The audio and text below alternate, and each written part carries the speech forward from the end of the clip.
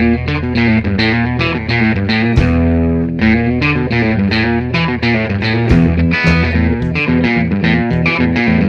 a todos e benvidos un día máis a Cotío. Como xa sabedes, o noso espazo de entrevistas en Badal Televisión. Hoxe está con nós Jorge Lamas, arqueólogo, para falarnos desa cuarta campaña de excavación no Castro de Cameixa e tamén dos resultados que saíron dese traballo.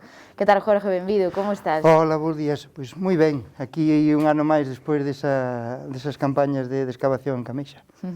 Bueno, contanos, xa chegamos á cuarta, sabemos que pois xa hai moito traballo detrás. Canta extensión foi desta vez, como foron eses traballos?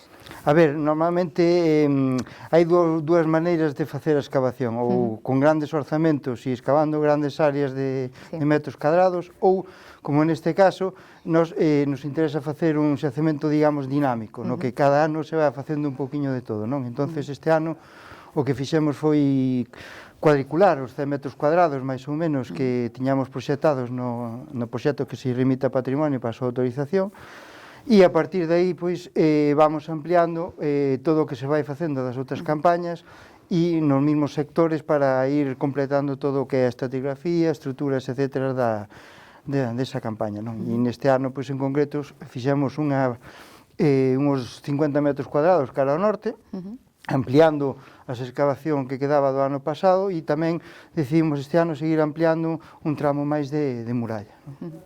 Bueno, sabemos que neste ano, por exemplo, todos eses hachazgos que atopastes revelaban pois unha parte máis desa vida que pasou por Boborás, por Cameixa, era pois a actividade comercial, non? Contanos un pouco como descubristes que houbo esa pegada, precisamente. A ver, a partir das anotacións que xa tiña Xaquín Lourenzo dos anos 40, todos esos materiales quedaron depositados no seu día no museo, non? Entonces, unha vez que nos interesamos un pouco pois cales eran eses materiales que foi atopando el, pois xa nos empezábamos a dar conta de que Cameixa non era un castro máis como outros que poida haber dentro do que é a provincia de Ourense ou en Galicia, non? Senón que tiñan unhas particularidades tanto a nivel construtivos como sobre todo en materiais, non? E este ano, digamos que as outras tres campañas fomos excavando máis ou menos donde el había excavado, porque un pouco tamén era honrar a memoria e os traballos desa xente que, claro, date conta que estamos nos anos 40 do século pasado, despois da posguerra, unha guerra mundial, é dicir, tempos complicados, non? Entonces queríamos honrar un pouco esa memoria, e este ano o que fixemos foi ampliar a excavación a un sector que el non había excavado. E, claro, a nosa, non sorpresa, pero confirmar, evidentemente, os datos que xa tiñamos, de que é un castro pois, que a nivel de materiales pois, é espectacular, é dicir, no sentido de que nesa construcción nova cuadrangular, simétrica, a que xa topamos no ano pasado, pois no interior atopamos pois desde dúas de colar de pasta vítrea, incluso algunhas con pañiño de ouro, etcétera, nos están denotando un comercio púnico fenicio da zona do Mediterráneo. Non quere dicir que viñeran aquí os púnicos ou fenicios, que os pode traer perfectamente un romano, non? Pero quere dicir que hai un comercio co resto, xa non só dos castros circundantes, San Cibrán de Las ou Coto Mosteiro que temos aquí en Carballiño, senón con outras zonas ou áreas máis lonxanas, neste caso, pois coa costa, non? E, en fin, e a partir de aí tamén constatamos a presencia pois, de traballos de metalurxia, é dicir, nos apareceu un fogar e un morteiros coa pedra toda negra, de dicir que aí se coceu, o sea, se fundeu metal e se triturou pedra, etcétera, e ao redor efectivamente nos atopamos pois, unha punta de flecha, de ferro, unha fouce, varios cravos, un ferriño para colgar o pote no lume, en fin, e cerámica. E a cerámica incluso topamos varios fragmentos que pertencen a dúas ánforas. Ánforas son destas pezas grandes que usaban os romanos para almacenar líquido ou cereais, non? Ese un pouco, máis ou menos, foi o que fomos atopando nese sector. Despois está o sector encima da muralla, que en principio pensábamos que non iba a dar moitas máis sorpresas, pero nos dou sorpresas tamén. E contanos un pouco cales foron esas. Pois a nivel construtivo seguimos cos 3 metros de ancho da muralla, cun lenzo exterior con aparello poligonal, igual co interior, e no medio pois relleno de terra e pedras, pero nos aparecía un muro casi adosado. E ao principio pensábamos que era un reforzo, de dicir, bueno, pois neste sector, se lle a muralla abaixo, e o que fixeron foi facerlle un muro adosado para conter esas terras, non? Pero unha vez rematada a excavación, efectivamente, nos demos conta que non, que era un dos muros que pechaba, que facía de patio da casa circular, é dicir, tú salías da casa circular pola túa entradiña e te atopabas un espacio, e ese espacio estaba pechado precisamente por ese muro, un muro que está desfeito en parte polas excavacións de Xaquín Lourenzo, que unha vez que atoparon a construción cuadrangular xa non se preocuparon dos outros muros, seguiron a construción e non se deron conta e se cargaron pois dous muriños que pechaban ese patio. E aí apareceu-nos tamén cerámica pintada, que é raro tamén atopalas en castros máis ou menos do noroeste peninsular, pero sí apareceu tamén, e un fogar tamén orientado tamén cara a muralla, o cal nos ven a definir ese espacio entre as dúas construcións cuadrangulares e a muralla como un espacio, e ese patio como un espacio orientado á zona de muralla. E, bueno, vendo estes resultados, imagino que pois foi unha excavación fructífera, non? Sí, a verdade é que, a ver, a nivel de materiales recollemos máis as outras campañas que esta, por o feito de que Xaquín Lourenzo, o sea, para contextualizar, nas excavacións de Xaquín Lourenzo se iba excavando e se iba tapando. Entonces, claro, nós o que fixemos foi destapar. Entonces, eles só recollían aqueles materiales que lles podía aportar información para completar a súa investigación, desbotando outros moitos, non? Entón, pois, para que vos fagades unha idea, o ano pasado recollemos en total máis de 4.000 fragmentos de cerámica. E este ano debemos andar polos 1.500, unha cousa así. O que pasa é que, claro, estes si os temos contextualizados estratigráficamente porque excavamos un sector que ele non excavou. Claro. Entonces, según vas, está como un sándwich. Cando vas excavando, pois vas excavando por capas. E según vas excavando cada capa, pois vas recollendo todos esos materiales por cada capa. E, por exemplo, pois neste ano que se atopou esa construción cuadrangular, xa diferenciamos os materiales que atopas fora da casa como os que topas dentro. Entonces, eso, vas contextualizando e a nivel de materiales, non tanto en cantidade, pero sin calidade, variedade e tal, pois efectivamente é espectacular en comparación con outras campañas.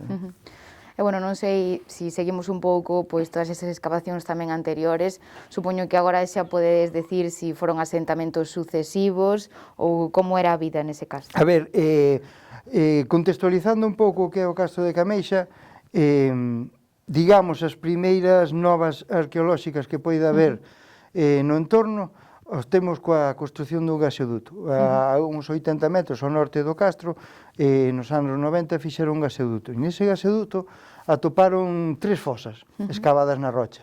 E nunha delas apareceu o cacharro prácticamente inteiro, como unha especie de florero, para que nos entendamos, non? Bueno, pois dentro dese florero había sedimentos orgánicos, semillas, etc. Entonces fixeron as probas de carbono 14, que non vou explicar ahora aquí, porque, en fin, é un tema físico e tal, pero chegaron as cronoloxías en torno ao 2000 antes de Cristo.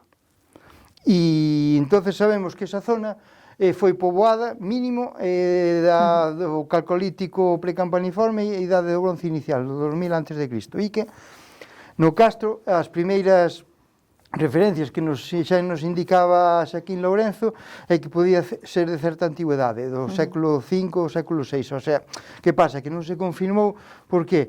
Porque só se fixeron 2 datacións de carbono 14, unha dos materiales máis recentes e outra no seguinte nivel. Entonces, nesas datacións nos dá do século IV, 3 antes de Cristo. Pero nós estamos convencidos de que nos 2 niveles máis profundos que hai, apareceu mostras de palla barro, construcións con materiais perecedouros, etc.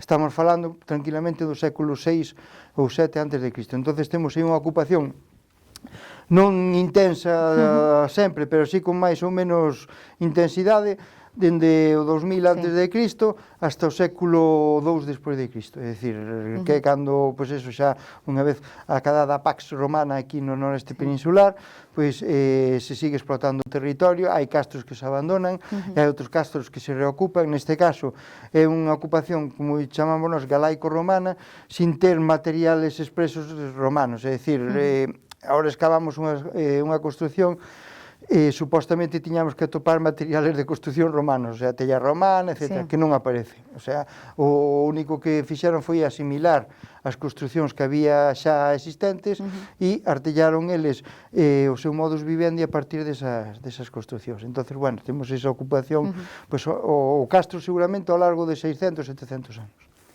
Que non é pouco, digamos. Non é pouco.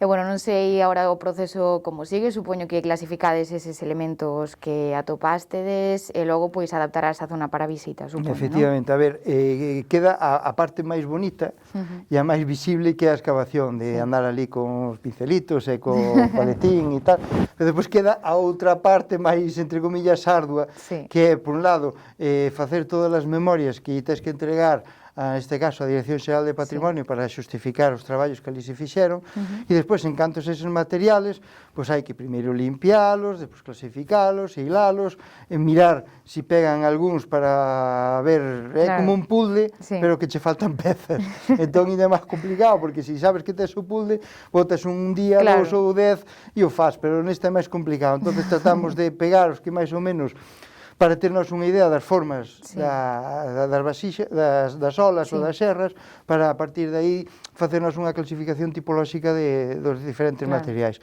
E despois eso todo se empaqueta en caixas, se etiqueta e se reenvía, tal como nos piden na autorización de patrimonio, ao museo, neste caso o Museo Arqueolóxico de Ourense. O sea, en pouco, pois, para que vexa, e despois, de feito, agora si xa se pode visitar, porque unha vez que se fixa a excavación, veo o equipo de restauración, e o que fixo foi consolidar as estruturas, botamos un pouco de xeotextil para allanar nas zonas onde ainda quedou pendente de excavación por outras campañas, e se acotou un pouco, pois, cunha corda e uns paus, para ver un pouco, pois, eso, para delimitar un pouco o espacio. E, bueno, supoño que, pois, vendo estas frutíferas excavacións, haberá máis.